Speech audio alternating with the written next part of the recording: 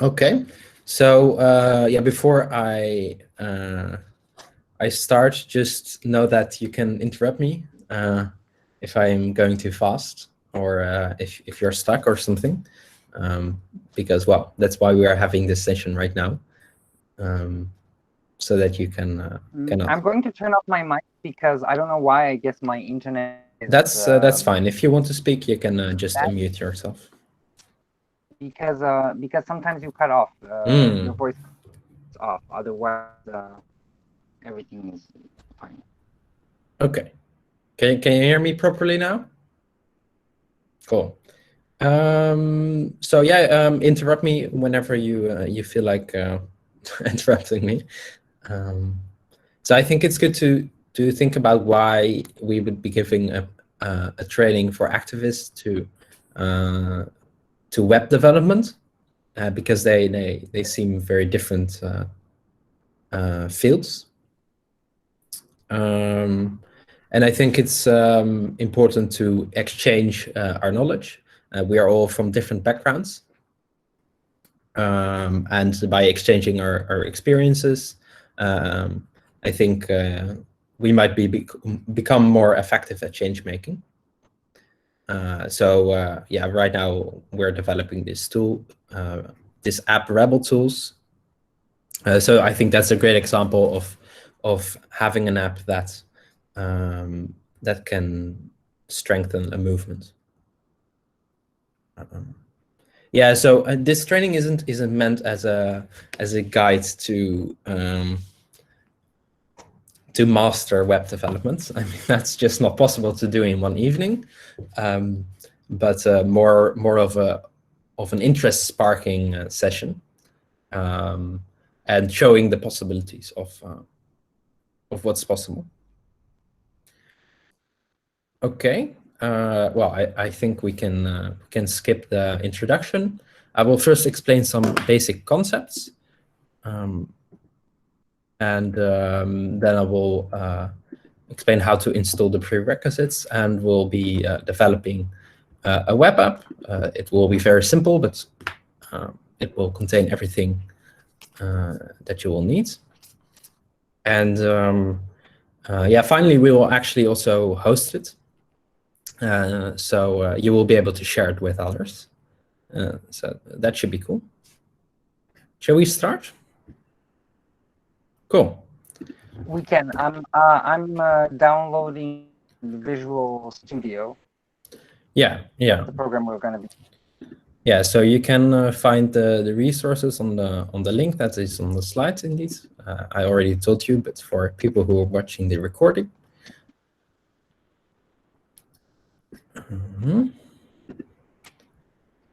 Just let me know when the downloading is done, and we can continue.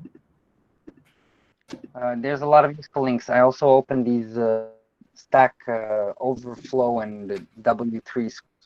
Yeah, you don't need them. You don't need them right now, but they are. Yeah. You can visit them later. For it's more for if you read it back, and then you can. Yeah, there are just additional resources. In the meantime, I think I can explain the basic concepts. So I think at the most basic, a website always has a client, so the browser where you visit the website, and the server. So that's a computer somewhere else which serves the website to you. And I think it's important to distinguish those two concepts because they're entirely different fields. I mean, you can be a front-end web developer or a back-end developer. You can also be both. But for today, we will focus on the front end. We'll do a minor bit in the back end hosting it, but yeah, basically nothing.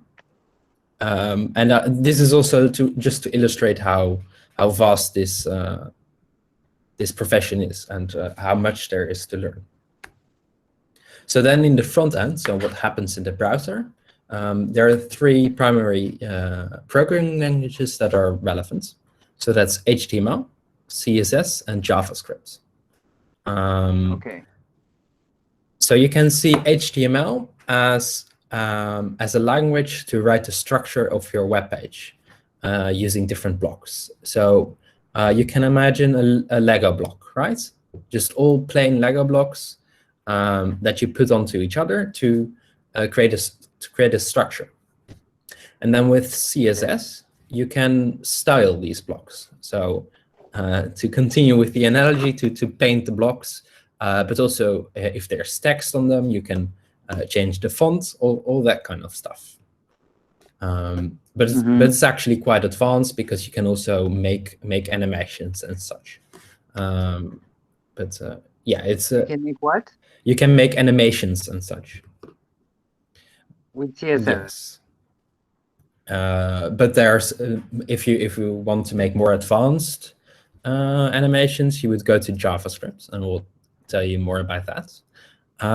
So yeah, I'm not really sure how to explain that in the Lego analogy, but it's the logic of your app. So every time you click on something, you want to do something else, or if a value changes, for example, if you type in your email address, there is some part of the app that checks whether it is a valid email address, or if X is 18, then do something. So it's like the brain of your app, but in the front end. So there's also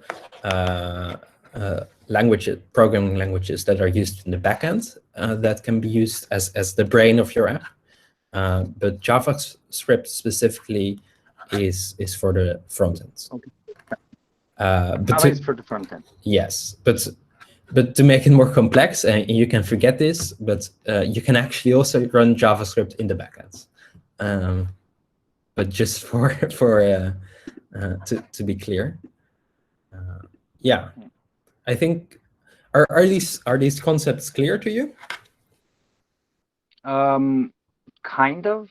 I'm sure about the difference between the front. Like for now, from my point of view, front end is using what was created in the back end. Like front end is more like interface that was created by using back end, right? Yeah. So what happens when you visit the website? You type in a URL or you click a URL, and then your browser sends a request, and the backend, the server, sends back a response. Okay. But you can imagine if you change the link, there's a different response. So if you have a database with posts of people on Facebook, for example, so Facebook will in the backend put together all of these posts and then post it to the client, the browser. I got it. But what you can also do is, and that this is what we will be focusing on today. If you have the same database with posts, you can, from the client, from the browser, fetch it. So then what you will do is send to the browser a page which knows where to fetch these documents. Is it still comprehensible? The thing is that it's kind of breaking up. I hear sometimes I miss some words, and I don't want to stop you every time. And it's probably my internet, but nobody's using internet. That's okay. I think the most important concept to grasp is the difference between front end and back end, and the programming languages HTML, CSS, and JavaScript. For today, that will be sufficient. All right. I got all those notes. Cool. Yeah, then there's a few other points that I want to discuss, but they all fall in the same category. If you want to be a programmer, be lazy and use the tools that others have provided for you. Yeah, it sounds strange, but programmers don't like to write code. They prefer using other people's code. And this is smart, because why would you do something if someone else has already done it? And because it's so complex, you want to get your idea, your concept as to the public as quickly as possible. So yeah, why would you bother with writing things that others are maybe or probably more experienced in building? All right, so that's an important concept to grasp. If you don't know anything or something, there's someone on the internet who has already written the answer probably. You just need to find it. So yeah, I highly recommend using Google. Stack Overflow is like a forum where people can ask questions and then others will answer. And W3 Schools is a platform where there's a lot of guides on all sorts of programming languages. Upload already finished codes, right? That you can copy. Sorry? If I understood well. Say that again? The W3 Schools already has a pre-written code that we can copy, right? Yeah, well, W3 Schools is more for learning it, but there are other platforms where you can find code. But Stack Overflow and W3 Schools are more places where you would learn and you would find solutions for certain problems. So I can already tell you, when you're developing a web app, you will encounter errors. This might sound very annoying, but it's actually very good to have an error, because if your app doesn't work and there's no error, you don't really know why. It's just broken. Whereas with errors, your computer will tell you, well, this is wrong, but not what you have to do about it usually. So what you would do is copy the error and just paste it into Google. And someone else will also have posted this on another platform, like Stack Overflow. You will be able to find the answer. Okay. Yeah. So we just copy the code of the error. We need to find the code of the error and then search it, and we'll find the answer. Yes, exactly. Yeah. Okay. I'm just trying to make sure that I heard everything, because I'm piecing things together because of the audio break. Yes, that's smart. All right. So next on to the next subject, an editor. So when you're writing a paper, you will use Word, and in the same way, there are apps to write code. So what these apps will do is they will highlight certain code in a certain way to make it easier to read, and they will auto-complete things that you're writing, and also all other sorts of smart stuff. So an app, like an editor, is Visual Studio Code or Atom, but we will be using Visual Studio Code today. Once you're more experienced, you might want to look into a different editor, but VS Code is the most commonly used among web developers, so it is a very good choice. The stack here? Yes. Cool. All right. So like I said, developers are lazy, so we like using code that others have written. And you asked previously, so where do I find this code? And for that, there are package managers. And package managers basically are like app stores, but instead of downloading an app, you download code. Just a piece of code that you can import in your own project. And what are those the NMP, or how do where do we have any of the links on the page? Yes, so NPM is a package manager. Yeah, but we'll come to that later. But for now, just understand the concept of what is a package manager and what is it for. Okay, and then there are two other ones, libraries and frameworks, and they sound very similar, but they have a slightly different meaning. So libraries basically are bundles of code that you can import in your app. So the package manager is the tool that you use to download it, and then the library is the thing that you download. Yeah. All right. Okay. So then, is that clear? Yes. So then there are frameworks. Libraries are something refined with package managers, right? Yeah. So for example, if you would, yeah, no, I'm just not going to give an example to not make it too complex. But there's the App Store and there's apps, right? And the apps are the libraries, and the App Store is the package manager. Okay. But there's also, sorry, yeah. So frameworks are quite similar to libraries. They're also something you can download. But libraries are more small pieces of code that you import, whereas frameworks are more like the whole guidelines of how to write your projects. So it's much more fundamental to how your app is structured logically. So let's say like this: framework is like a bookshelf, and library. Yeah, sure. I mean, there's another analogy here.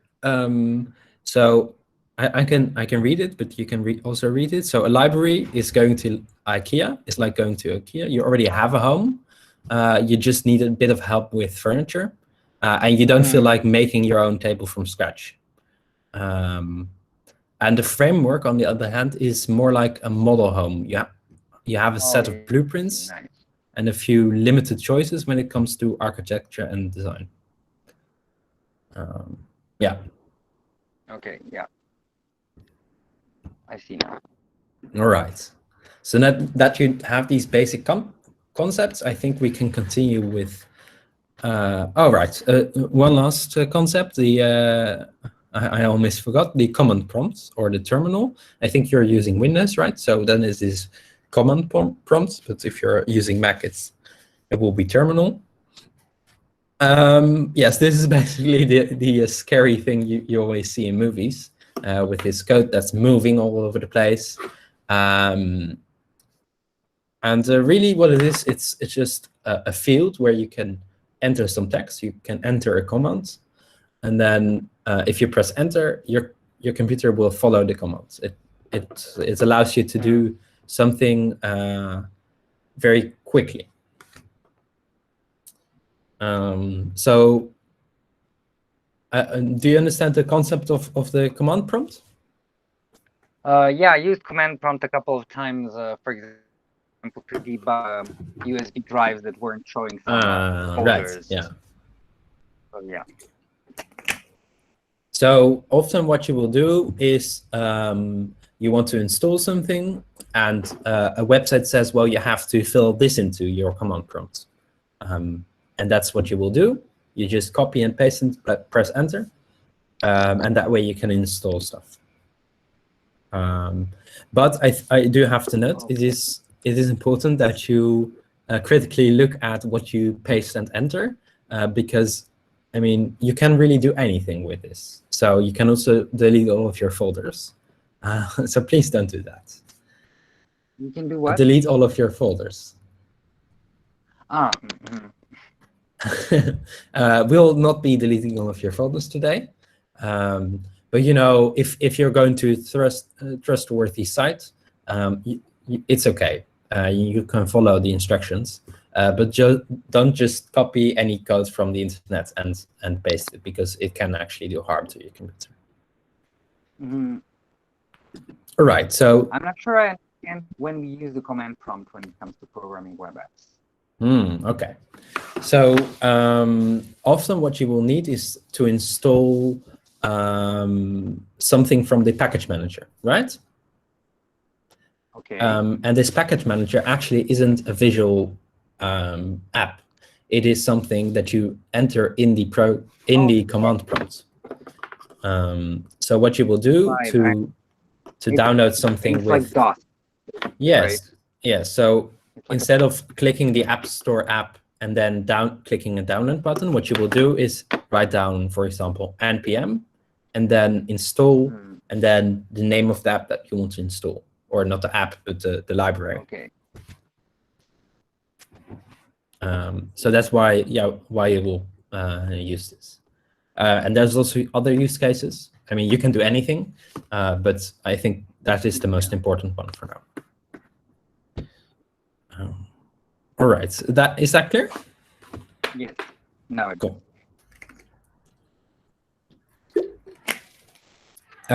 So there's a few frequently used commands which are just easy to remember, or you can go back to this web page, or you can look it up on Google, which is dir, dir, or cd on Mac.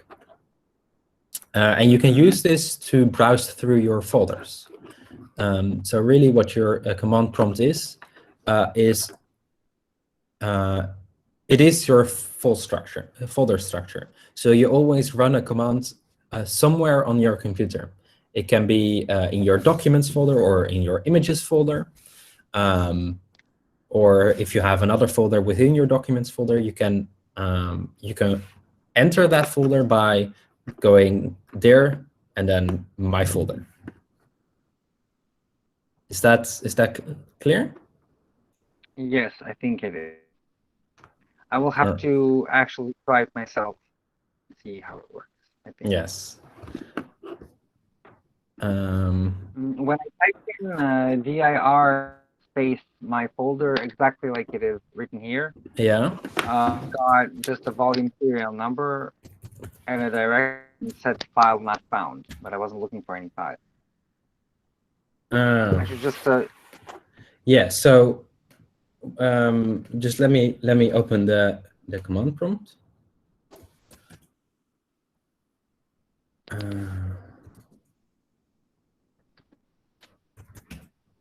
Yes. Okay. Sorry, I made a mistake, and I'm gonna correct it for you because I'm just not used to Windows.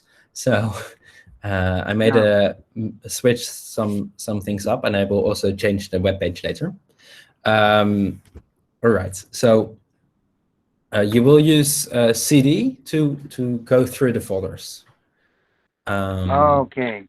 But it's handy to know first where you're actually at, right? Because you can't really open a folder if you don't know its name. So for that, you will type dir. So if you type dir and press enter. Oh, right. Okay. Now there will be a list of folders, right? Yes. Yes.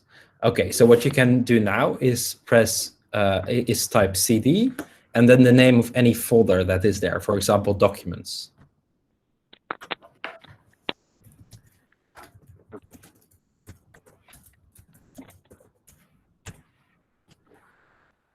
Okay, I see. Yes. So then you are in the folder documents, and in there again you can run the command dir, and it will show you all the folders that are inside that folder. But it will also show other documents. And what right? are 1 dot and 2 dots? Sorry. There's a 1 dot and 2 dots. Yes. Very good question. So if you want to go up a folder, so if you want to go back, so to say, you can go to dir and then dot. Okay. And dot is just the current folder. So you wouldn't use it with cd, but you can. There's other use cases where it's useful.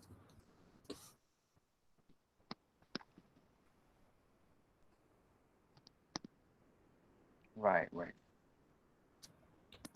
So imagine you would want to create a new folder. There's another command for that, which is mkdir. Yeah, like make directory. Okay, Exactly. okay. Exactly. All right. Yeah, I think those basics are good enough. So my apologies for first explaining it to you wrong, but yes, this is just because it's confusing for me because I'm using a Mac. So on Mac, instead of typing there, you would type ls, like list all of the files that you're seeing. Mm-hmm. But yeah. All right. Shall we go on to installing the prerequisites? You already installed Visual Studio Code, right? I have the start with new file, open folder, add workspace folder. Yeah. So you see the icon underneath the screen, right? It's like this blue. I don't know what it is. Blue icon. Yeah. Okay. Cool. Or Sorry, what did you say? underneath icon is the Explorer. Yeah. So what it is, the app has an Explorer itself.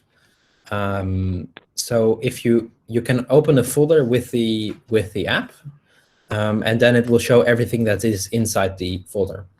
And this is useful because often in a project you have multiple files that are in your project. So you want to have all of those in your left sidebar, and then in your right sidebar you will see all of your files, or one file, the one that you have selected. Okay.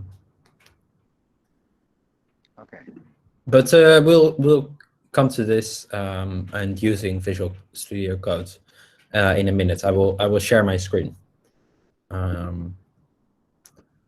Actually, I can already do so now.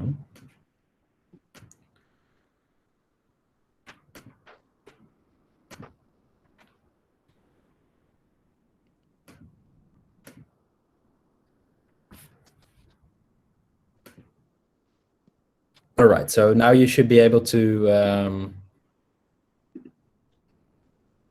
see the screen. I actually, for some reason, yeah, now I do. Yeah, it works. Okay.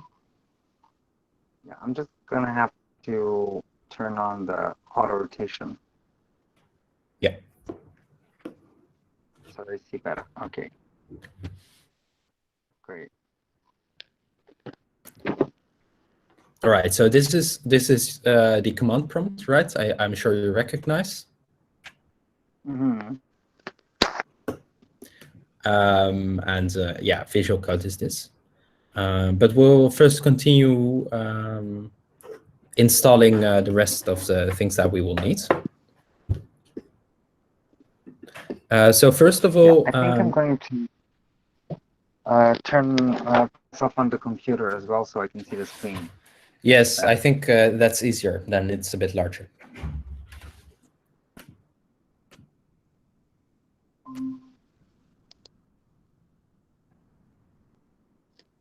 Great.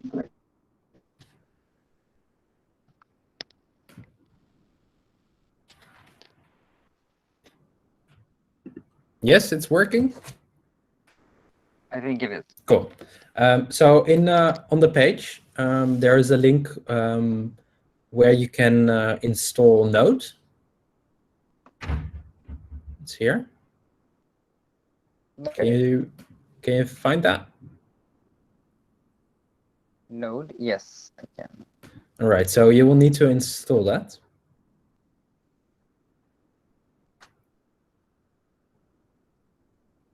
What is Node used for? Yes, I will explain. So your browser has the ability to read JavaScript code. Right, so like I explained, JavaScript is one of the programming languages that is read in your browser. However, your operating system in itself does not have this by default. So if you want to develop websites, you will need Node to run JavaScript on your computer. And this is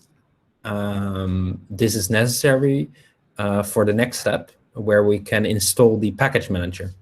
So we first need nodes in order to download the npm package manager. Okay, there's a I have automatically installed the necessary tools. Note that this will also install chocolatey. The script will pop up in window after the installation completes. Yeah, I'm not sure. I think just go for the default settings. That should be fine. Okay.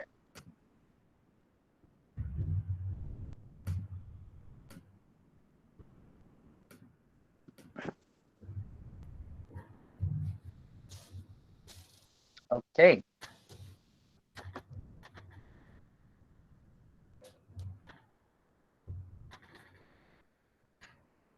Now, do I run it somehow?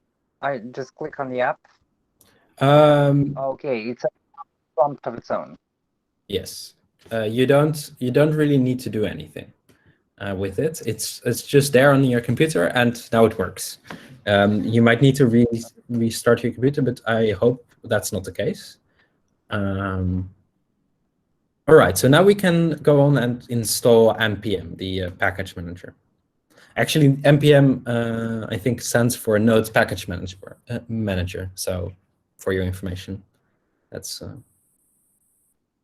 good to know. Okay, there's a version 14.15 recommended for users, and there's 15.01, which is current latest features. Which one do I take? Sorry, what is that? What are you trying to do right now? There are two versions of this editor. I'm sorry, not editor. npm. npm. All right. Well, if it's right, npm is already installed by installing Node, but no. Okay. I think I will just restart my computer, and I suggest you do the same. Okay. I think that's necessary for it to start working.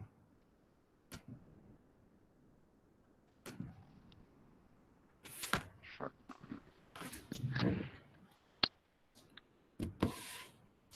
Actually, reset my computer to Fabric to the factory settings yesterday. So install everything. I have a clean now. Right. Yeah.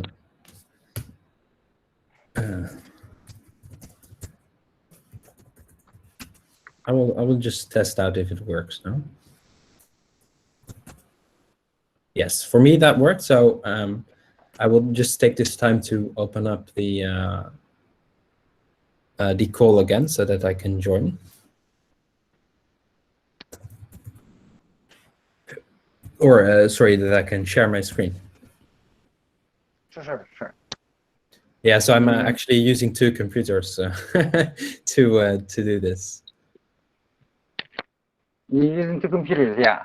I saw it sure on Windows, and you saw it on Mac, so I realized it must have been. Yeah.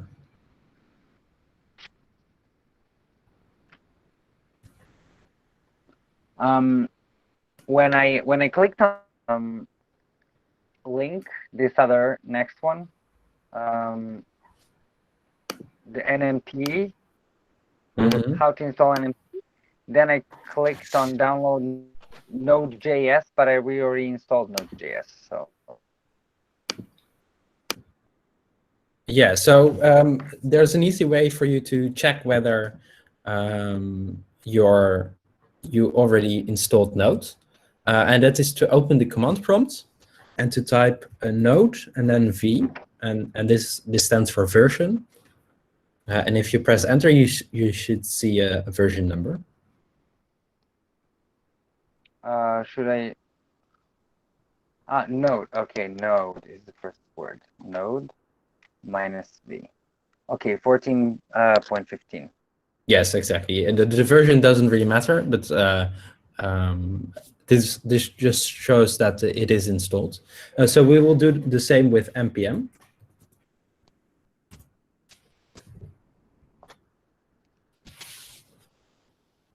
Does that work?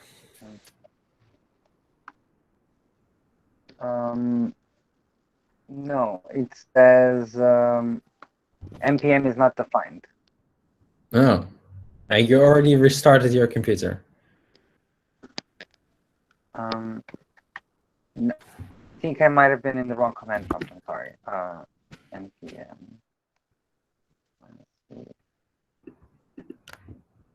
Okay, the same version as you, so it's good. Okay, awesome. 14.8. Awesome. All right, so now Node as well as npm are installed. So I think we can continue. And actually, we'll start using it directly because we'll be installing a Vue, and Vue is a framework, a JavaScript framework that we'll be using today.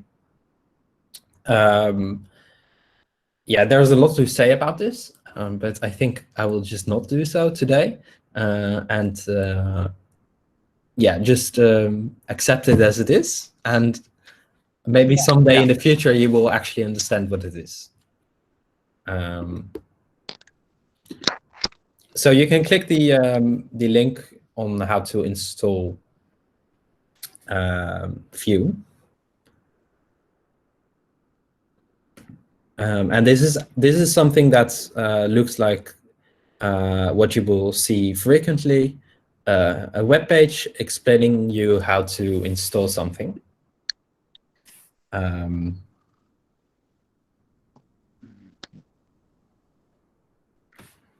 The website that I have, the link that I clicked takes me to a different page. Okay. Oh, it's the Vue client. Yes. Right. Yes. Okay. You're on that page now? Yes. Okay. So generally what you would do if you would want to install something, you just type the name of the thing that you need with install behind it, and then Google will take you to the right page. But I already collected them together. So npm is one of the package managers that exist. Yarn is another one, but we'll be using npm. So you can just copy this code and then paste this into your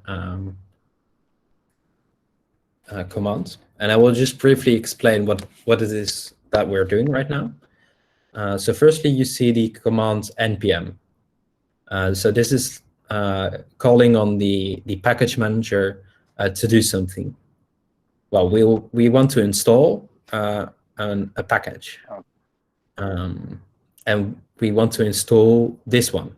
It's made by Vue, and this particular package is called clients, or CLI. Okay, so it's going to look for it online? Yes, it looks for it online. That's exactly right. And this tag -G, it stands for global. So what you can do is either install something in one folder, the folder that you're working on currently, or you can install it for your whole computer. So then it doesn't matter in which folder you are, you can always use it. So yeah, if you're in doubt whether to use the -G, don't use it, because you usually don't need it. And if you do, then the website will tell you to add it. If I use the DACI, it's going to install the app in the folder that I currently am. No, the other way around. The other way around. So the -G stands for global. But where does it when it's global? Sorry? Yeah, so global is your full computer, right? and local is just in the folder. Oh, well, global is better then, right? Well, no. You should only install something globally if you need it globally. So by default, don't install something globally, and if you do need to install it globally for it to work properly, they will tell you to. Okay. Yeah. Do you think I can we just install this within the folder user and then the name of our computer, or change the folder first, like go to program files or no? So in this case, they tell you on the website that you will need to add the global dash, and yeah, I would recommend doing so. That makes your life a lot easier. So that enables you to run it in any place. So you can just literally copy the code as it is on the website and press enter. Okay. And click enter. Yeah, and this will show you, well, some warnings, and this is okay. Warnings are okay. If it's an error, that's bad, but warning is okay. There's always warnings. What do you mean when you say how bad is it? Well, I mean, it's not bad, as in your computer is not broken. It just a warning means, hey, developers of this app, you should fix something because it's not working optimally. And an error is, well, sorry, you gave me a command, but I couldn't finish because of something. Okay. But the warning is okay. They will continue, but it's just a warning. Yeah, I mean, this app, this thing that we're installing is going to help us use the pre-existing codes to copy them, to download and. Yeah. So this, what we're downloading right now, is the Vue client. So Vue is a framework, a JavaScript framework, which is used to create web apps. So it's like the blueprint of your app. And the Vue client is an app with which you can create a Vue project. Is that clear? Okay. Yes. Okay, and we'll be using it, so it will be clear to you. This is one of these programs that isn't visual, but is instead in code. Well, this one actually happens to also be visual, but yeah, usually they are not visual.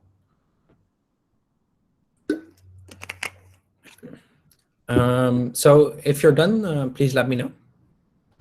Not yet, it's still being downloaded. Okay. It's playing slow. Yeah, it might take a while, but that's okay.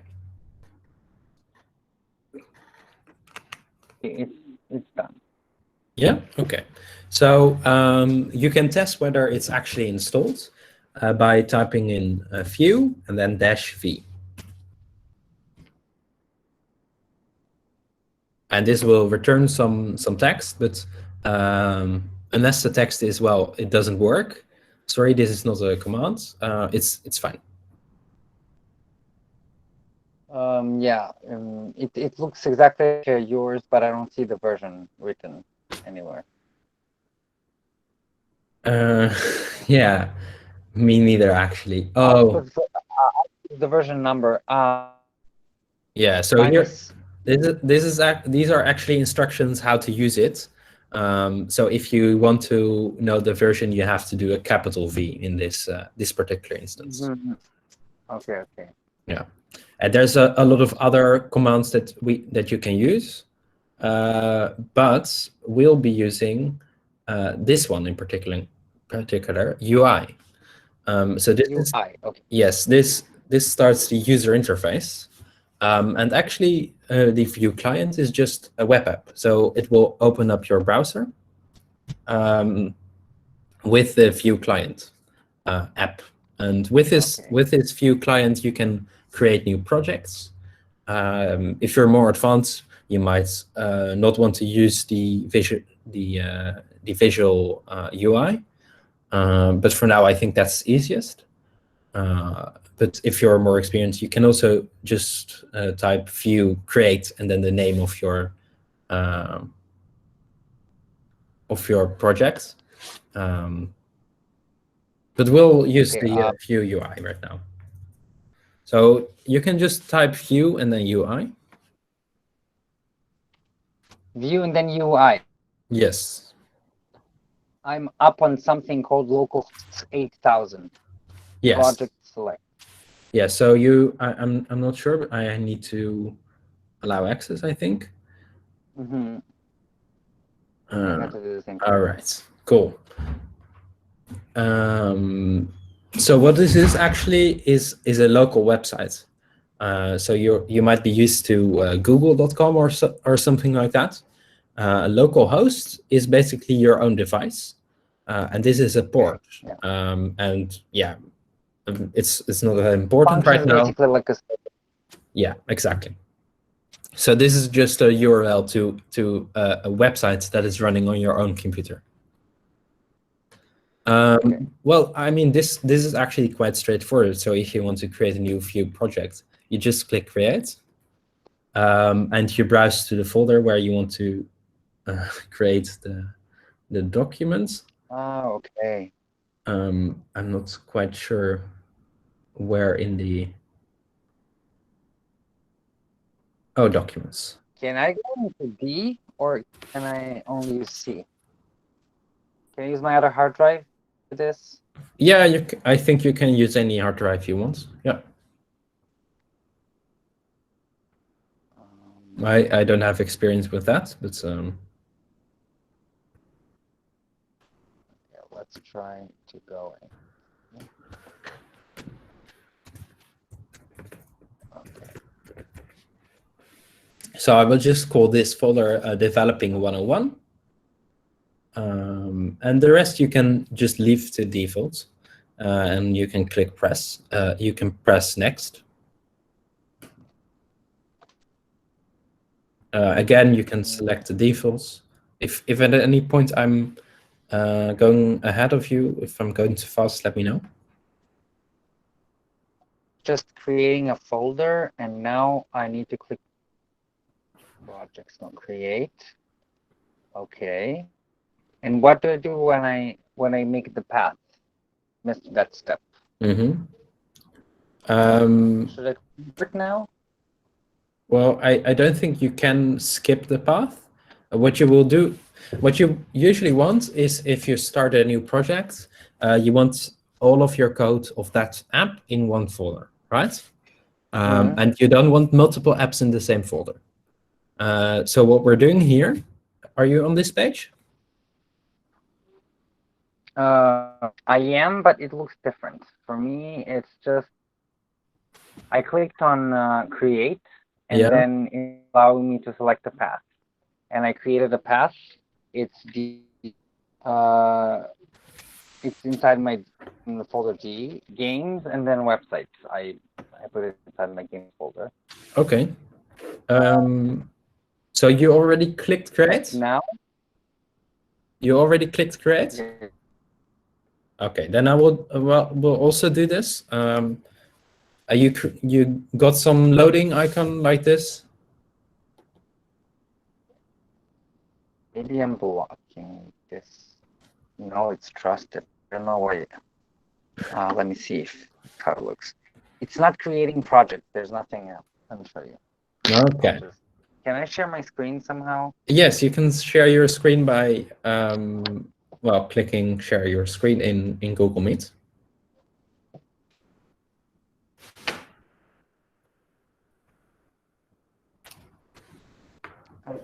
Let's see where the share is.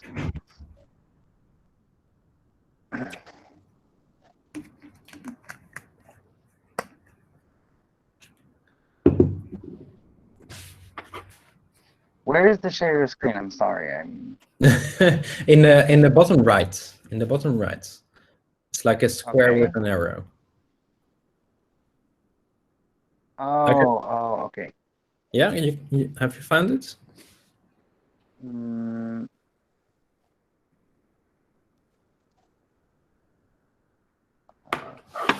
okay. Oh, no, not that. Where was I? Okay, here I am. Yeah. So my path, I need to write it now because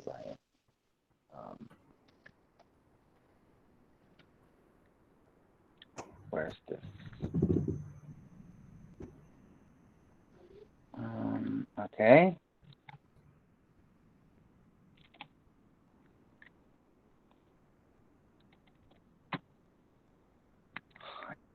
Good now. Maybe if you reload the page. My If you, page. yeah. So in the web browser in the top left. In the top left. I'm Mozilla. Yes, in the top left, I can see your screen on the reload button. It's next to the home button. Okay. Yeah, that one. Should I refresh? Yes, exactly. And then create again. Okay. Well, I can click on new folder and just make a new folder. yeah, but I mean, you need to be in your somewhere. I'm not sure where you are right now in your. Is this D? Is that a file, a folder, or where are you? Is this a drive? Yes, I have a C and a D drive. Okay. Well, in that case, you can click Create Project here on the bottom. Wait. On the bottom. Wow, it's so The weird green, when I sorry, click. the green button. Yeah. Okay. Exactly. Now you can type It was it in. behind my phone. It Sorry? was behind my phone. I didn't see it. The button was behind me. That's why I didn't see it. No worries. No Okay. worries. So Folder is what you will now do is create a new folder, and that will be the name of the project. But you can move this folder later. That's fine. okay. Let's test. Yeah. So there's now a folder test inside the test. All of that you can ignore. The default is fine. Next. Okay. Defaults. I'm sharing my screen. Yes. Because it's very weird now looking at all of the screens in the No worries. That's okay. I will start resuming my presentation.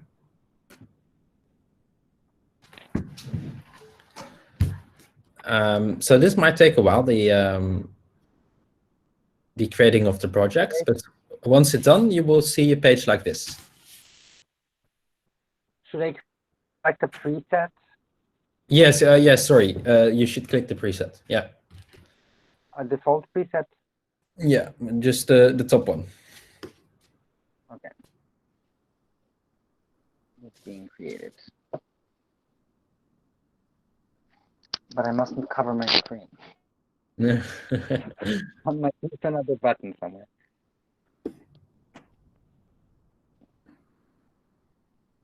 What are CLI plugins? That sounds like something you can Google. I wouldn't know. Client plugins, I think. Yeah. But what exactly they are, I don't know. It's still being created. I'll tell you when it's done. Cool.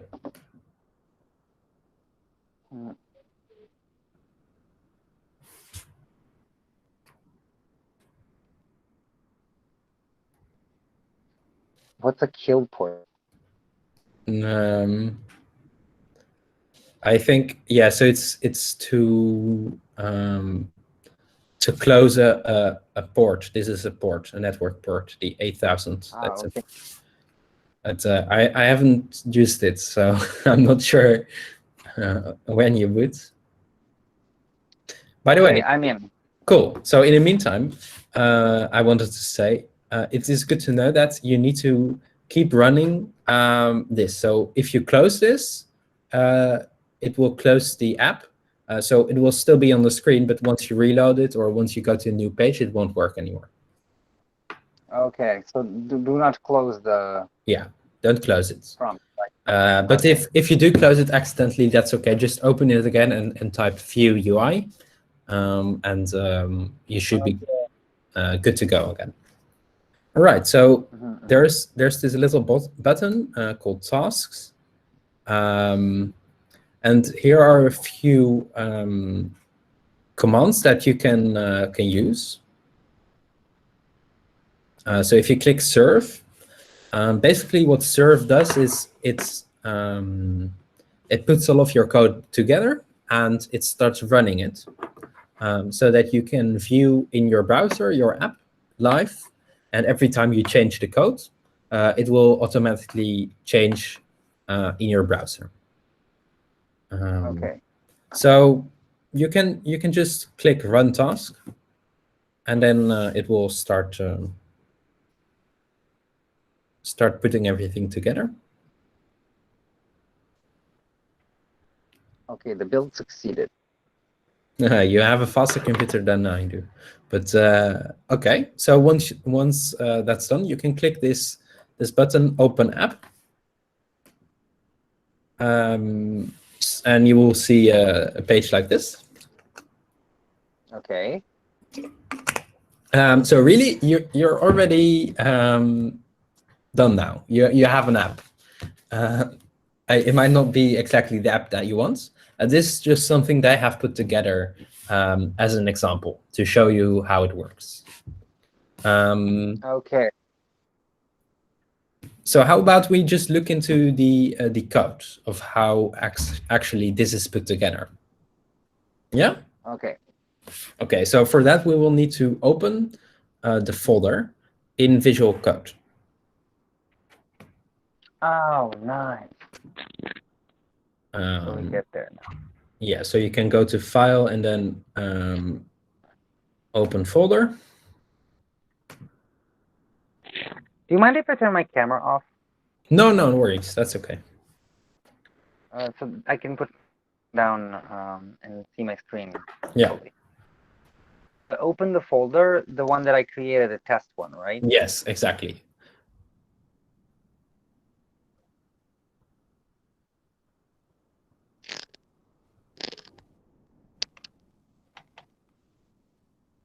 And okay. Yes, you're ready?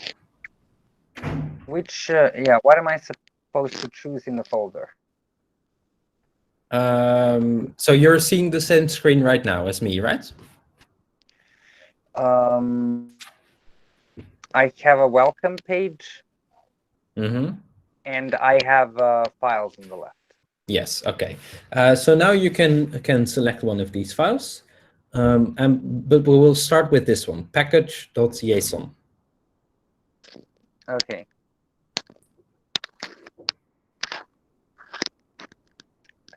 Everything's for the name. Hmm? Everything's for the name. Mine is called test. Sorry, I didn't get that again. I'm sorry. I said everything is the same. I see the same thing as you. Okay. Except Okay. the name Cool. is test. Yeah. Okay. Cool. So you don't exactly need to understand what's going on in this file, but I just want to explain its purpose. So I talked about package managers, right? And this package .json file basically tells what package your app needs. So, for example, if you want to work together with someone else, you don't want to call that person and say, well, first you have to install this, then you have to install this. That's very inefficient. So you just write it down in this file, and then the other person can just Basically used to send notes to developers. sorry. is this page used to send notes to other developers? Like, yeah, but it's instructions that can be read by the computer. So all someone else would need to do to install everything that they need is download this folder with files, and then run npm install, and then that will look at this file and look at what dependencies are needed, and it will automatically install everything that's required. okay. Is that a bit clear?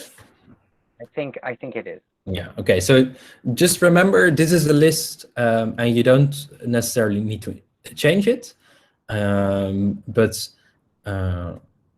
this is a list of everything that needs to be installed.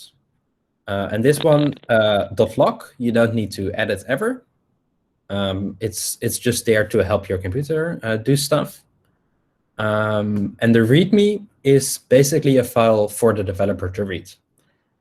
So this is not meant to be read by the computer, but to be read by people. It is meant to be read by. Sorry? By what? I didn't understand. I didn't Oh, hear the sorry. entire sentence. Yes. So this README file, it's meant to be read by developers who want to work on this project. Okay. So it's basically the starting point to explain, hey, what is this project about? How do I start developing? Everything that you need to know before starting with it. Mm-hmm. But it's just like a guide. And these hashtags, this is just part of a markdown format. You can also see the MD. You don't need to remember that right now, but it's just a way of formatting. So this is the first heading, and this is a subheading. Okay. But there's apps with which you can see this in so that it is formatted. So then you don't have to look at all of the hashtags. All right. So I think we can now go on to the folders that are here. So node modules. In here, all of the files are those are the packages that you have installed. So in this app, it says which packages should be installed, and then the node modules, it's just the actual packages. So you will never have to edit this file. It's Luckily, just. because there's a lot of files inside. Sorry? Luckily, because there is lots of other folders and files. Yeah, exactly. So you can just ignore Scary. it. Yeah, you can just ignore it. And then there are two other folders that are important: the public and the source, the src file folder. So I think the most important file, but you won't be editing it a lot in this case, is the index.html file. So it's important to remember that. Sorry? That's the home. Yes, the exactly. website, That's right? the homepage.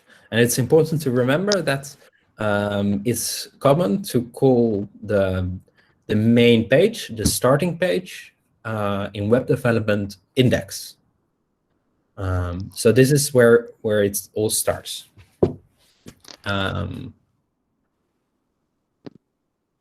All right. So I think it will be good to just briefly look at the format of this HTML file, because I think you will need that. So first of all, we are defining that this is an HTML file. Usually you wouldn't need to do that because, well, there's already a .html, but HTML is a strange language, so we need to do that again here. And then everything of the page we will put in between here. So the HTML and the HTML. Okay, yes. I kind of that, but I'm not sure that this last HTML with a slash at the end Yeah. It is related to the all over up there. The similar way the head and the head slash are related. They're like brackets. Yes, exactly. So this is opening HTML and this is closing the This HTML is page. closing. Yeah, exactly. So that's how it works every time. You always have some tag to open a block and then close a block. What and is it's this exclamation above it? Sorry? Oh, this thing part. This part. It's just to just Yeah. explaining the language. Yes, exactly. Just explaining the language. And this part here is about the language, like the actual language. Yes, the human language. So this particular document is English. So each HTML file is separated in two parts. There's the head, and there's the body. Okay, what's the difference? Yes, Something I never understood. I will explain. So everything that will be visible within the frame, the browser frame, it's in the body. Okay. Okay. And the head, it's more telling about what the page is about. So just to give an example, this first tag it's just telling something about what character set we're using. So, oh, sorry, I won't be going into the detail, but there's different character sets, and some are support emoji and others don't.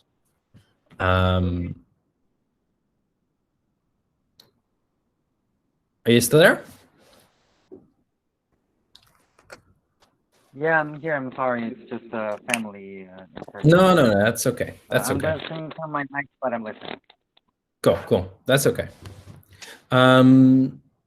Another item that you could add is, and I will.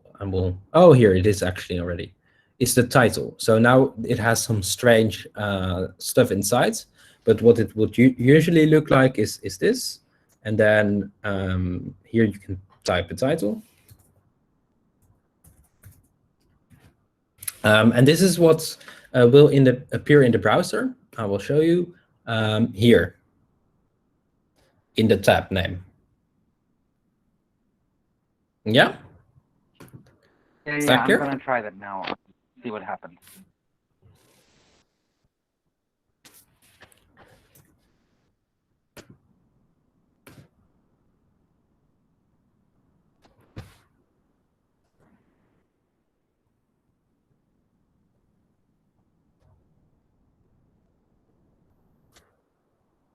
Does that work for you?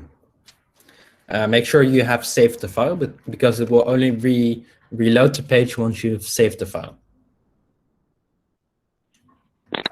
Okay, so I'm supposed to click save? Yeah, so to make it easier, just press Control S, and then that's just saving. So if a file is not saved, there will be this dot here. And once you press Control S, it will be saved. Oh, okay. Now I see. It's called title exclamation point. Yeah. Yeah, that works. Okay, cool. Yes. Cool. So I will just put back this because here it does something else where it automatically inserts the title, but that's not really relevant now. So usually what you would do here in the body is add the blocks of the website. So for example, you would have a title and some text, and maybe a header with some navigation menus. I mean, just any regular website, right? Okay, yeah. But this Vue framework helps us building an app by separating everything into different components. So instead of putting everything in this file, you can imagine that would become a very large file. and impossible to keep track of. So view helps us separate everything into different files. Okay. And that's what this src folder is for. So what we're basically doing is, instead of writing everything within these two body tags, we're inserting it here. Okay. But do we insert it within the index, or do we use this folder as RC to insert? Yeah, so what view does, it automatically inserts it in the index folder. So basically, you almost never have to actually edit the index file. I just wanted to show you because it's important to understand the way it works. But from this index file, we will load other files, mainly this main.js. Okay. Okay, so this is a JavaScript file. And I think we should just start with the first line. Here we are importing Vue. And why are we doing this? Well, we installed Vue. And the Vue client did this for us to save us work. But you still need to import it into your project, into this file, so that we can use it. And what we're also doing is importing app. And app is not something that someone else has built. This is something we can write ourselves. This is an actual file in our folder. So you will see it here. And you might also notice that Visual Code will give you this recommendation to install some extensions. So if you install it, as you see now, all of this text is white. But in a second, when this extension of Visual Code is installed, the text will turn into different colors to make it easier to read. Mm-hmm. I wanted to ask actually, like, are these colors, do they mean something specific? Like when I see something in pink, can I already know what it means? Or when I see something in blue? Well, I mean, you don't really have to remember what each color stands for. It's more that if you look at this text very frequently, you will automatically make the connection in your brain what means, and it will make you easier to spot if you made a typo somewhere. Okay, cool. And also, you might have noticed that we use indentation to place blocks inside blocks. And how do we indent? Well, that's the great thing. It will do so automatically. For example, in this this app component, we can press enter, and you see it automatically indents. And then if we create another block, we can and we close it. Actually, you can also install an app to automatically close it, but that's something for another time. So we create this other block, and you see again it has started in indent. I'm not sure how to pronounce it, but if I type something here and I save this file, and we go to the web browser, you will see it appear here. Okay. It's just text. Yeah, it's just text. Yeah. So this is the div. It stands for divider. So this is just a block. You can imagine that is around this text. And it's useful to place this text in this block because then we can style this block. So actually, we'll look at CSS right now. So everything inside here is HTML, right? Okay. Then this part is JavaScript, and we'll ignore this for a bit. And then the last part here, this is CSS. Yes. So for example, you can see here, this divider has an ID, which is app, okay? We can actually access this app divider here in the styles by using the hashtag and using these brackets, and inside here are all the styles for this block. Sorry, this block. Okay.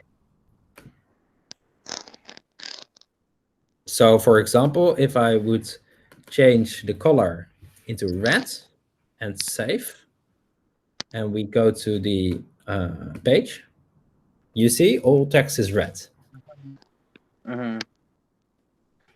Okay, so the ID in the first div thingy is what is used later with the hashtag, right? Yeah. So there are two ways, or actually three ways, to refer to a block in HTML in CSS. So the first one is an idea, and you refer to that with a hashtag. And the usually always you only use an idea once. So there cannot be another block that also has the idea app. It must be unique. It must be unique. But imagine, we can have a block with a different ID. Yes, we can add all sorts of ideas. That's fine. But imagine we have two blocks which we both want to give the same style. In that case, we would use a class.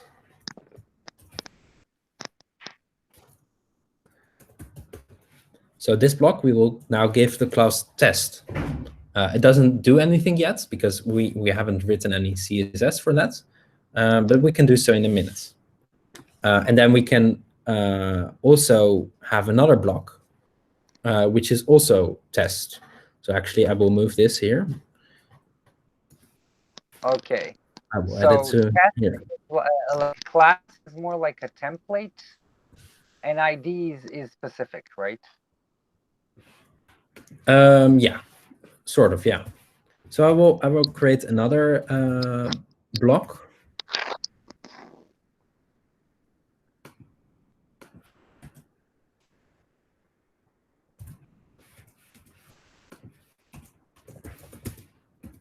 And at the same class.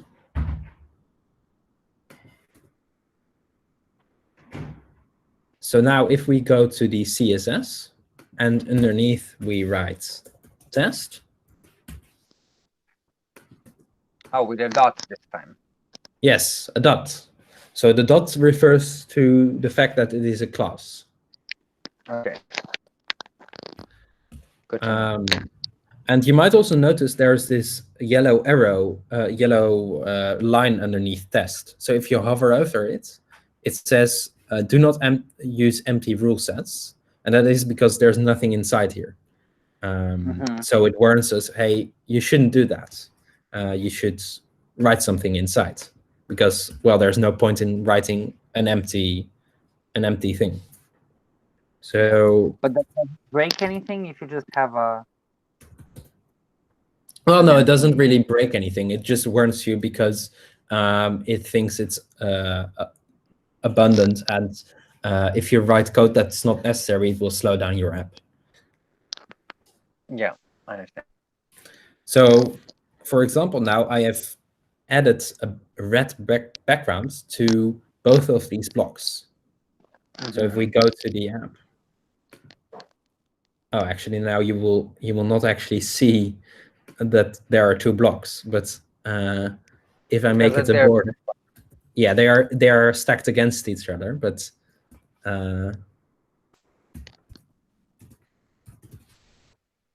as I will change it into a border. So now you will see there's two blocks with each red border. And there's a lot more to this, but I suggest you would go to a website like W3 Schools, and here all of this is explained. I just want to tell you the basics. So the most important, this is HTML, this is JavaScript, and this is CSS. Okay, so if I got it correctly, HTML is the basic language in which that sets the framework of everything, like in which everything is written. Yeah. And then CSS is basically the design language, the Mm-hmm. language that deals with the appearance of things. Yeah. And JavaScript is actual algorithms that do autonomous stuff, right? That Yeah. do some tasks. Yeah. That's right. Okay. All right. Are you up for some more? Yeah, sir. Cool. So I will just explain you a bit more about components. I will also show you a bit more how to use Vue, how to use the power of Vue to your advantage. And then finally, we will upload the app. Okay. Yeah, sounds good? Yes. All right. So as we've seen with the main.js file, here we are importing app. And here we are telling Vue to render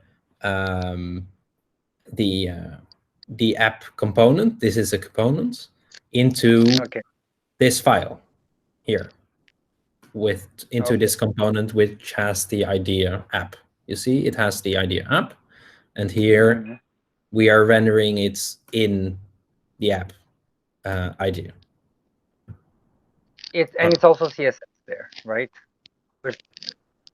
That language right there is CSS, right? Which language? This language?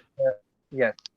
No, this is JavaScript, and you can see here .js means it's JavaScript.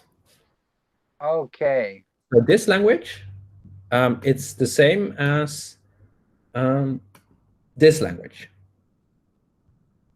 Okay. Because I saw hashtag app and these brackets that are so I thought it was CSS.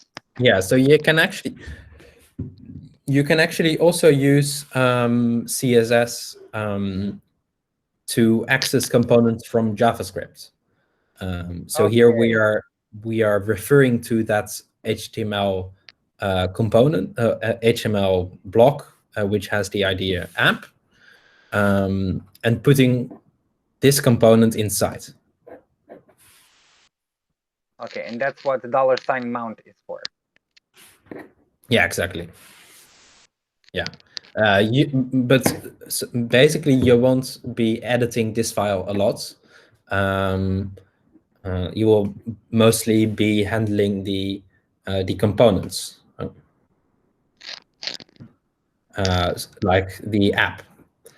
But inside this file, you will also see that there is a hello world block. Sorry, a hello world block here, and hello world is not something that usually exists in HTML, but it does now because we have actually imported it from components hello world. So this folder and then hello world. Okay. So after we've imported it, we actually need to tell Vue it is there. So that's what this part is about. And it's not that important that you actually understand how this works right now, but yeah, take it for what it is. And this is something you have to do, and in the future you might learn why this is the case. So let's go to this hello world file. Okay, so this looks a bit scary because it's more text, but basically it's just a part HTML again, a part JavaScript, and a part CSS. Okay. Yeah. So you will learn there's also an HTML tag called H1, which is basically just the first heading. And there is an HTML tag called A, and this is a link. There is an HTML tag called P, which stands for paragraph. Okay. And all of these tags have properties. So the H1 tag automatically makes the text larger. So you can see here, this is large text. It says, welcome to your Vue.js app. And this text is, where's this text actually? Sorry. Okay, so I will explain that brief in seconds. So if I would change this to test again, save, and go to the page, it will say test now. Okay. All right. Can you still follow me? Yeah.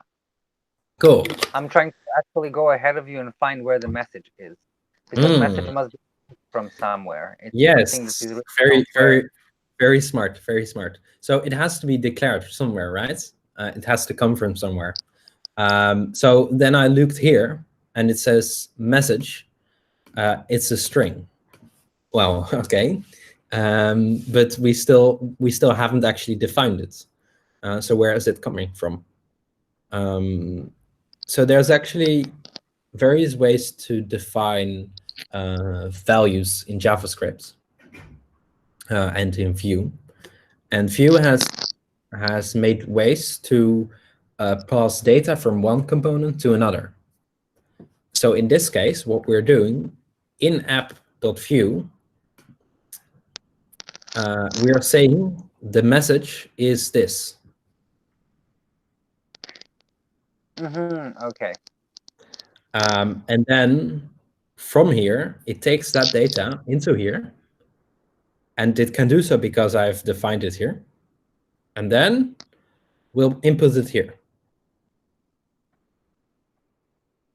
So the exact way in which this works is not that important. You can learn more about this later. But I think the most important point to be taken from this, and I think you already grasped it, was that you need to be looking at where do things come from, and everything always has an origin. So we always start with the index, and then the index imports the JavaScript file, and this JavaScript file imports that, and this one imports that one. So they are all connected. It's it's just falling out of the sky. This app only works because you told the computer to get a file from a certain place. So if you would like to, sorry, yeah, go ahead. I wanted to say this string, the word string, it just means that actually it is going to pull everything that is behind the equal sign after the message in the other thing, right? Yeah, so string actually means that tells JavaScript what kind of value to expect. So there's different kind of values that you can expect, and in this case we are expecting a string, and a string is basically just a list Text. of characters. Yeah, text. But you could also have a number, for example. But it is defined by quotation marks, right? Yeah, a string is defined by quotation marks, exactly. Okay. And we're doing this because a string actually can contain more different characters than a number. A number is only exists as of numbers, whereas the string can be any letter. So we're saying it is a string, so that's JavaScript knows how much memory to save for this message. Okay. Yeah, but that's maybe a bit too much in depth, but it's still good that you asked.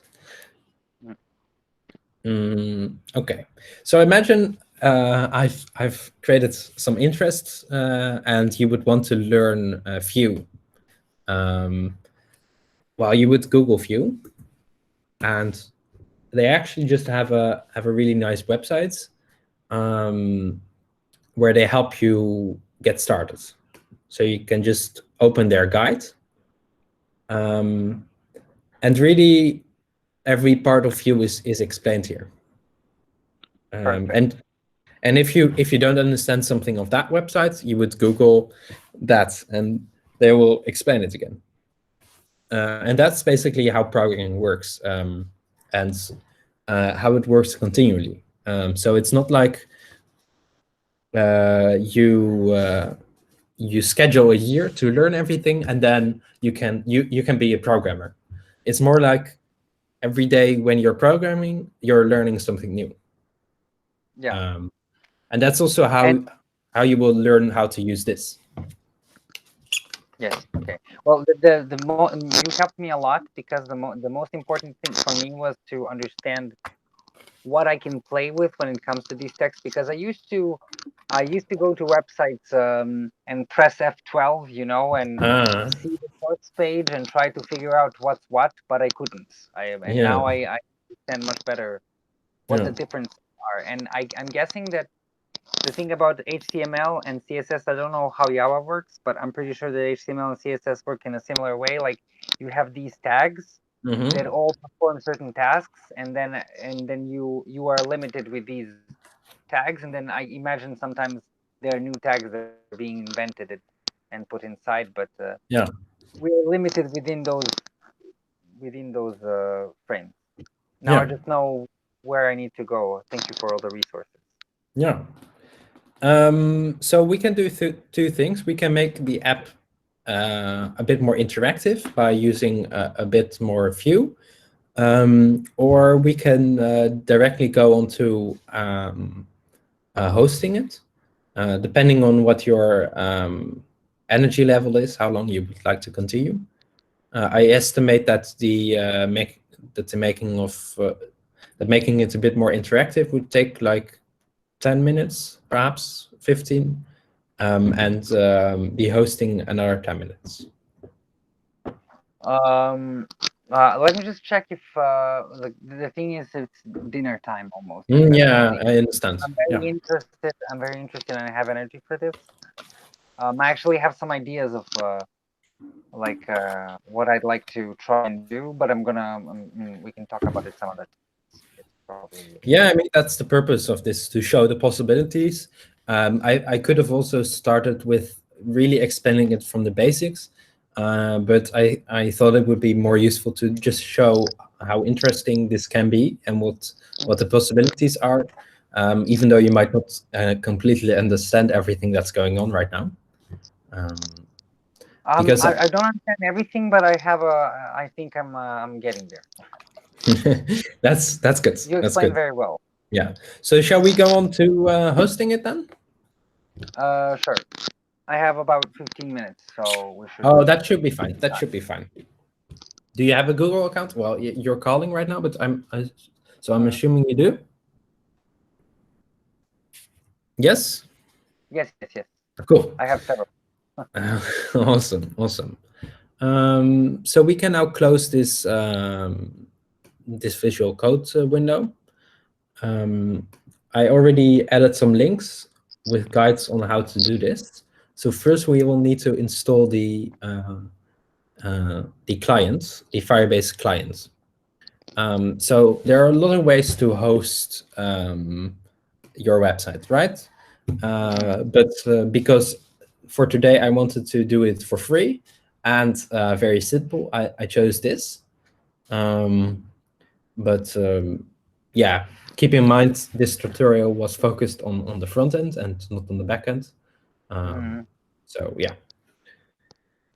So this page actually just, sorry? Firebase client for Windows, right? Yeah, exactly. This page basically, what I would recommend is using npm, because well, it's easy. So you can click npm, and then copy this text, and you can run it in the command. npm install G Firebase tools. Okay. Sorry?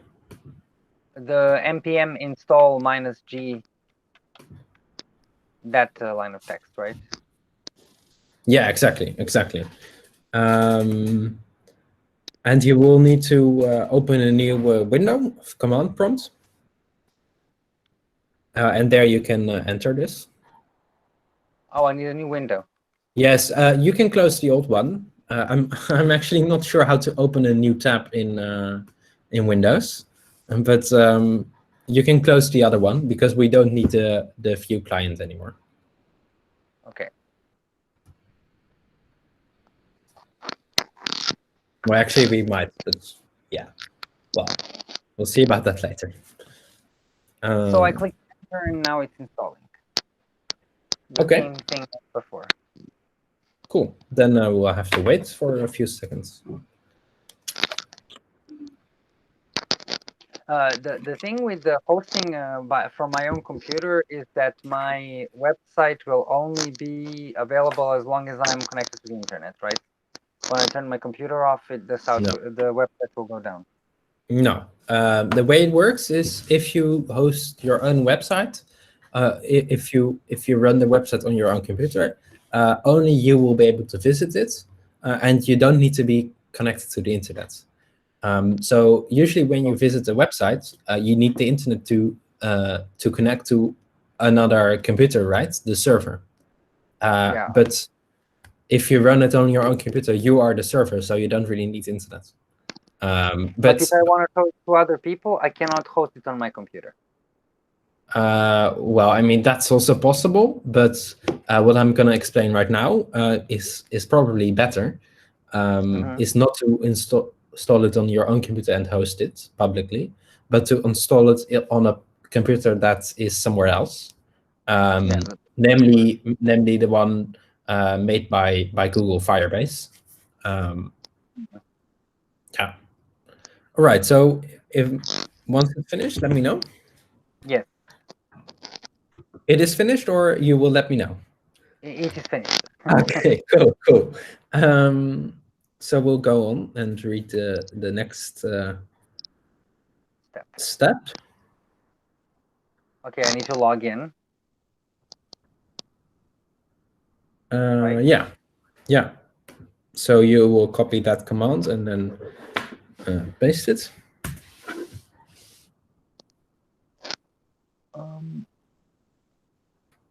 Which command? Oh, yeah, it's for me Firebase a bit. Yeah, this one. Okay, sure.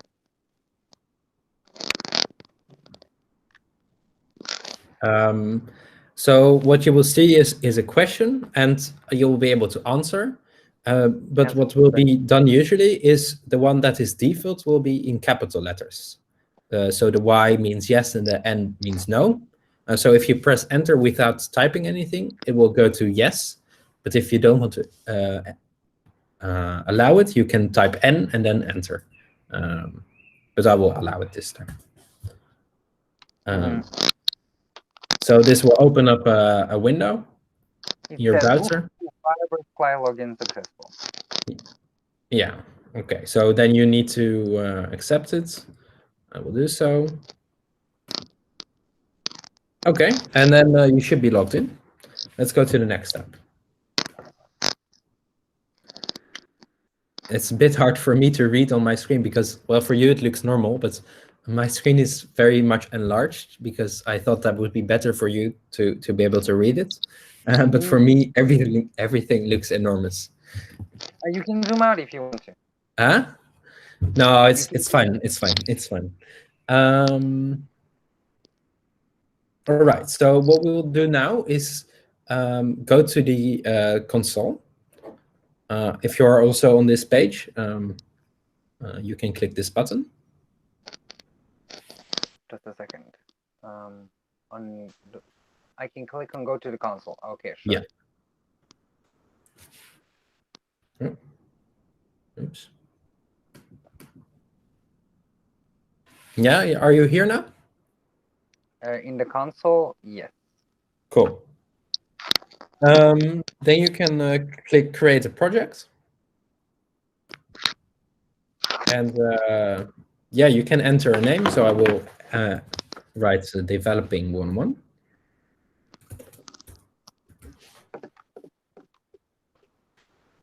Yeah, you will need to accept the Firebase terms and click continue. Yeah, you don't need to enable Google Analytics right now. So you can skip that or toggle it off and click create. If I'm going too fast at any point, do let me know. And then click create.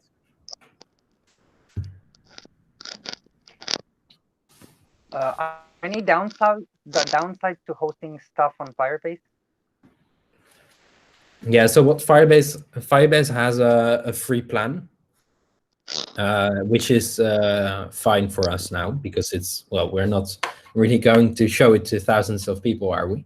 But if you go above that threshold, you will need to pay. Okay. But it does. Per 1,000 people at the same time, or 1,000 people in a month, or 1,000 people in a year? No, I mean the limits are quite generous. So for you, I mean, yeah, I don't know the limits from the top of my head, but Okay. I wouldn't expect you to reach it anytime soon. But it doesn't charge you for anything unless you actively enable it. So it will just stop working, but it won't charge you anything. And then you can click continue. And now I have this big page with lots of cards. Yeah. Okay, so now you can click develop and click hosting. And there you can click get started. All right, so this tells us what we need to do in order to get started. We actually already did this, right? We copied this code and yeah, we did this. So now we can click next. I don't need to also show me steps, blah, blah, blah. Sorry? I don't need to check this. Also show me the steps to add the Firebase JavaScript SDK to my web app. No, you don't need that. No. Okay. No. Well, we also logged in. We just need to initialize now. Okay, so that's what we will do. So in your command prompt, navigate to the folder of your projects. Okay. So you can type dir to see where you are, and then cd for to go into a folder.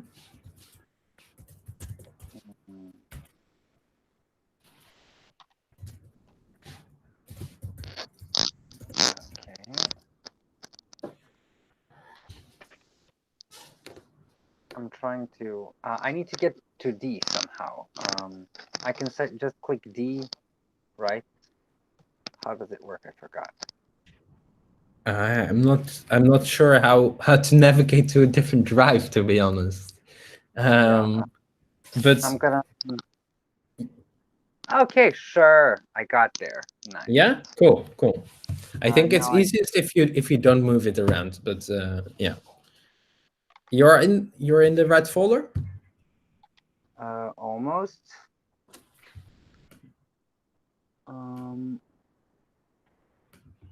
But I want to be in D, not in C. Yeah. I'm sorry. I'm just gonna take a second to. That's okay.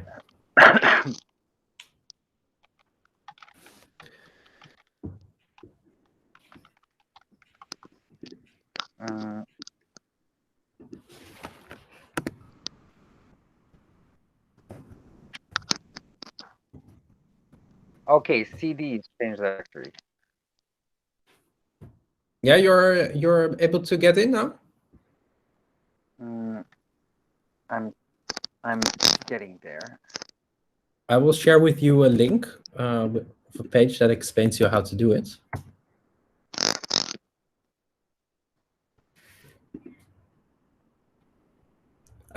So for your information, that's something you can do as well.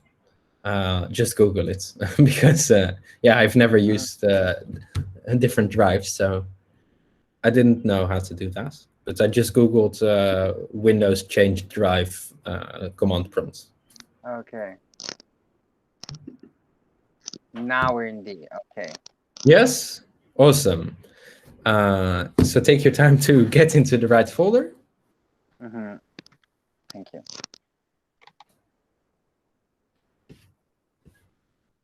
Okay. I think I'm there. Okay, now I should just Firebase initialize. Yes, so Firebase init, and then press enter. Okay, are you ready to proceed? Yes, yes. I am ready to proceed. I'm not sure about you.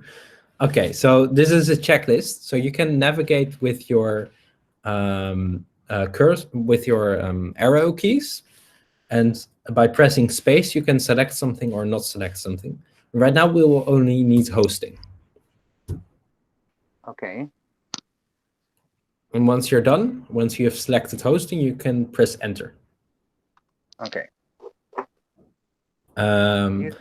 Project. Yeah, so we already just made a project in the web browser, right? In Firebase, so we select use existing projects, and here you will be able to select the project you just created.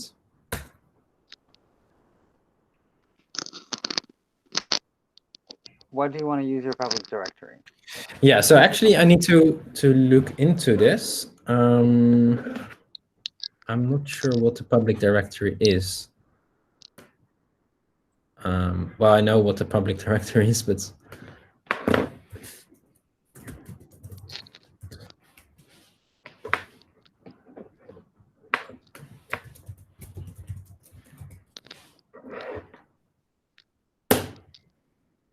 okay, dist. Yeah, so here you will need to type dist from distribute. Okay. And the reason is in your current projects, all of the files are arranged in such a way that it is easy for you to develop. But once we want to upload it, we don't want it to be nicely intended and everything. We just want it to be as small as possible. So we want to remove all of the spaces and everything. And we want to put all of the files together. That's why before uploading it, we will make a distribution. We will build the projects, and that will put all of the files together in the folder dist. Okay. And what it is asking right now is which folder do I need to look in for the files that we are going to host? Okay. So I'm not sure if you understand, but if you type dist and press enter, then enter a dist folder, right? Sorry? It will create this folder basically. Yeah, exactly. Okay. So it's gonna rewrite all URLs. Yeah. So we want all of the URLs to be rewritten to index. Indeed. If the N is capital, it means it will do no if I click enter, right? Exactly. So you need to write Y first and then enter. Okay. But for GitHub, you don't need to set up automatic builds and deploys with GitHub. So click no.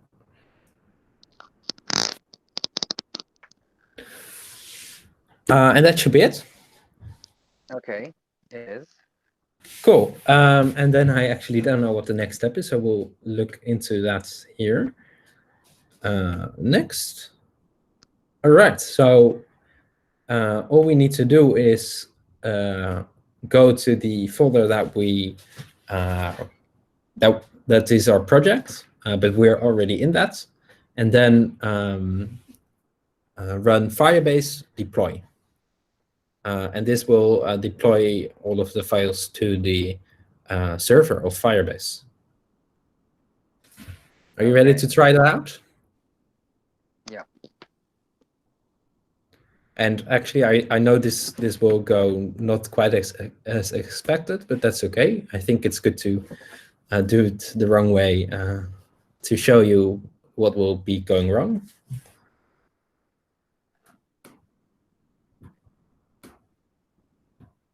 All right. Let me know if it succeeded. If it's finished. Yeah, it's finished? Yeah, deploy complete. Okay, so then there will be a hosting URL, and you can copy that and then open that link in your browser. I think I did something wrong. Oh no, I didn't. It's exactly the same. Yeah, exactly. But it doesn't seem successful, huh? So yeah, I think the reason we're seeing that instead of our actual website is because we forgot to actually build it. So there is no, as you can also perhaps see in your folders, there is no dist folder. Oh, actually there is, but there's nothing inside, or except for one minor index file. But other than that, there's really nothing. yeah. So we forgot to build it, and we can do that quite easily by typing view and then build. What we can also do is use the visual editor. But right now we won't be doing that because, well, this is faster than opening up. Sorry, not the visual editor. The graphic interface. Can you follow me? Because I was quite. Yeah, but it says command view build requires a global add-on to be installed. Please run nmp nya first. And try yeah. again. Okay. Well, I'm sorry for the noise. I don't know what the error is, but it's telling us what to do. So let's just do that and see if it works. Enter.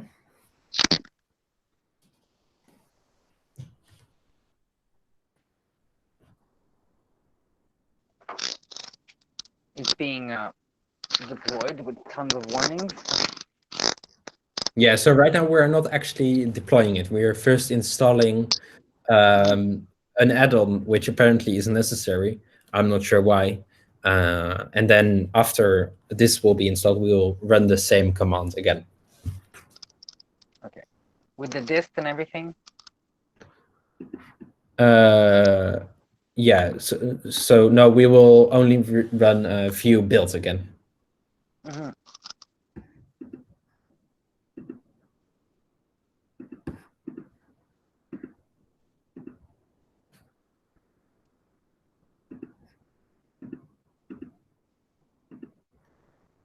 All right, so for me it is finished.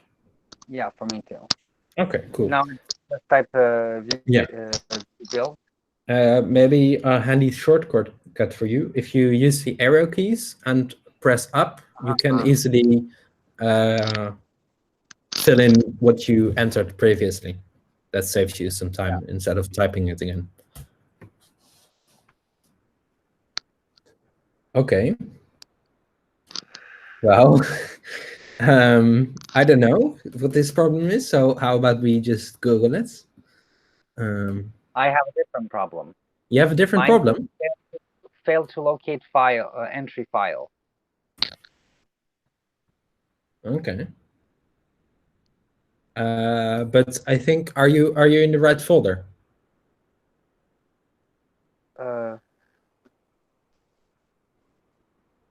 Yeah, it says there's a package JSON in the current directory. Do you mean the npm run build? Oh, yeah. Maybe that's it. npm run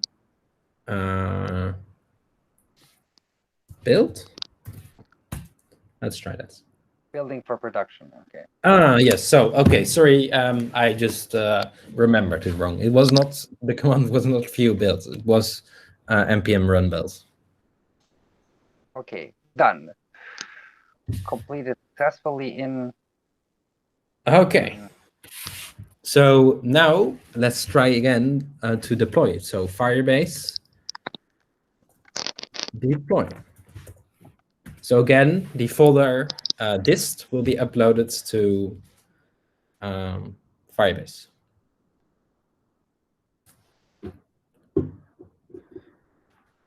All right, so let's see if this works. For me, it doesn't. It doesn't, because for me it does. I think I might have. Okay, so what is happening for you in the terminal? Can I make a new dist folder?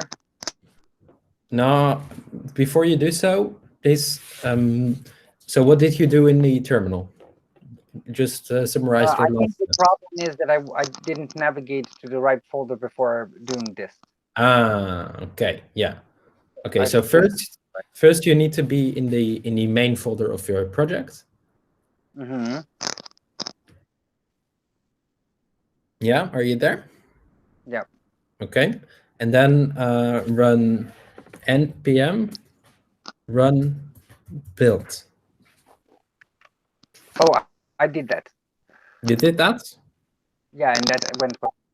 And if you press enter, what do you see? Do you see the same as I do now?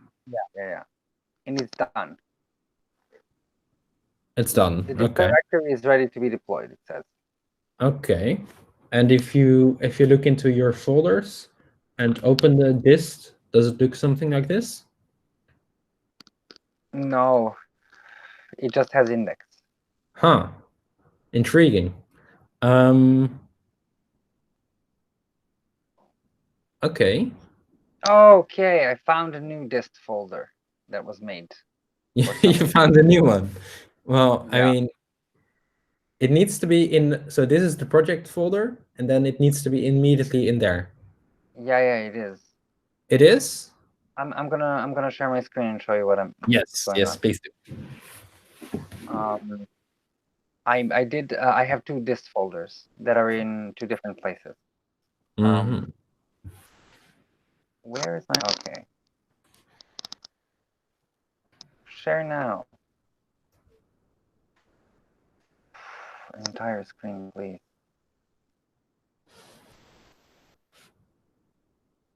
Okay.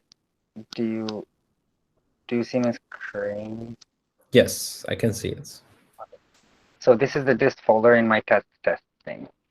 And then I have another dist folder over here, which is just indexed. Okay. Well, that one you can delete. Okay. I'm going to delete that one. And I go back to test. Yeah. That one is the right one. Yes. So it might be confusing for you because you have two test folders. So maybe you were in the wrong one while deploying it. Mm-hmm. Or building it. Now I'm in a good folder, right? Yeah. This is not good folder. Yeah. So now you can run Firebase deploy, or Firebase deploy. Okay. That one. Enter. Does not exist.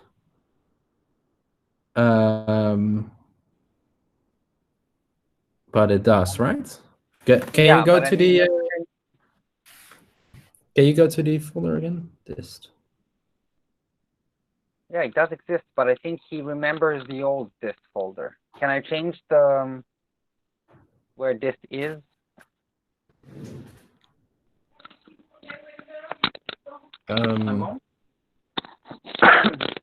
Can you type? Sorry, type what? I didn't get that. I'm gonna type. I'm not sure what. What should I type now? Oh, okay. Sorry. Yeah, I just couldn't understand because the connection is not so good. But could you type Firebase init? Firebase. Oh, Init. Yeah. okay. Enter. We'll just go through this process again. Yes. Yes. Just hosting. And then the hosting. Enter. And dist. Enter. Yes. No. No. Firebase. All right. So And now can you try again? With what? With Firebase Deploy.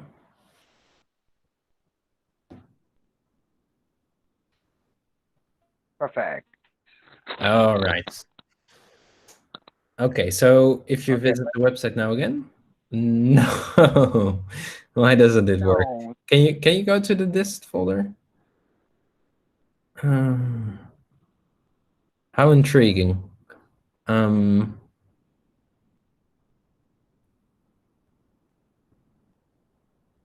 Maybe deploy again. I don't know.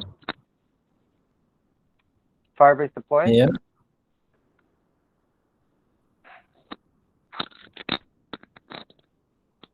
That I don't think that's gonna change anything. But yeah, maybe reload the page. No. Do you have another browser? Can you open this page in another browser as well? Maybe it's just a cache. Yeah, I'm gonna try. On arrive.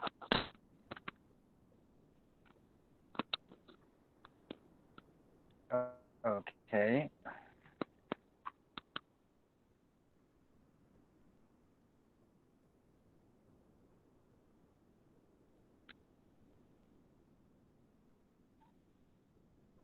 It's working. Yeah.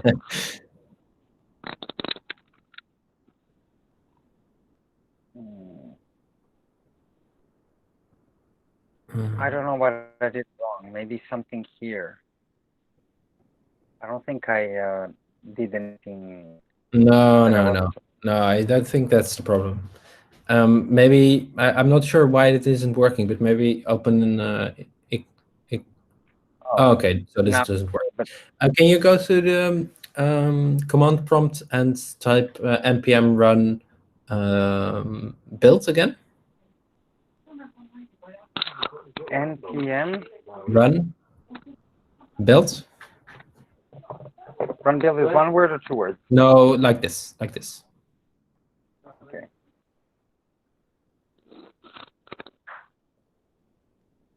Okay.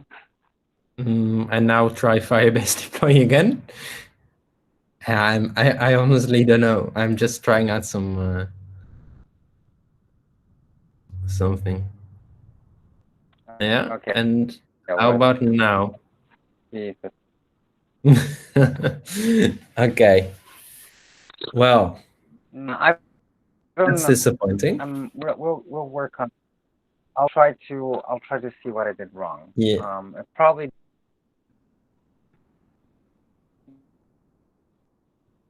I'll see what I did wrong. I'm gonna follow all the steps in the guide. Yeah. So what I would just suggest is create a new project and try to do it from the beginning and see if that works. And I will also do some research, but I don't know right now what is the problem. Thank you so much for this. It was really insightful. And I'm definitely less scared of trying this out. There's that was resources, so I'm gonna read through them. Maybe I'll also realize what I did wrong. I shouldn't have made that folder on D drive. I made my life complicated with that. I should have stayed in the users folder. Maybe that's it. Yeah, I don't know. But yeah, try googling, and I will also see if there were any steps wrong in my guide. But it was really nice having you. Any feedback? This was awesome. It's actually very well done in such a short time. I mean, it has been 2 hours, right? Something Yeah. like that. But for 2 hours, a lot of useful information, and I think that step-by-step guide is also very great on the website. I mean, on Nectar's handbook. And if you want to do a 102, I'll be glad to be present for that. Yeah, sure. Maybe we'll do it in a different format, where it will be more like with the purpose of sharing it later as a video instead of doing it as a live stream. Because, well, I mean, it's useful for you, but maybe for others watching this again, it might be more useful if we in the beginning design it in such a way that it is designed for watching it afterwards. But Yeah, like a yeah, tutorial of kind. yeah, yeah. Well, I really enjoyed this. This was the first time I explained something like this over a video call. So I'm really happy that you followed along, and You're really good at this, actually. So that's good to hear.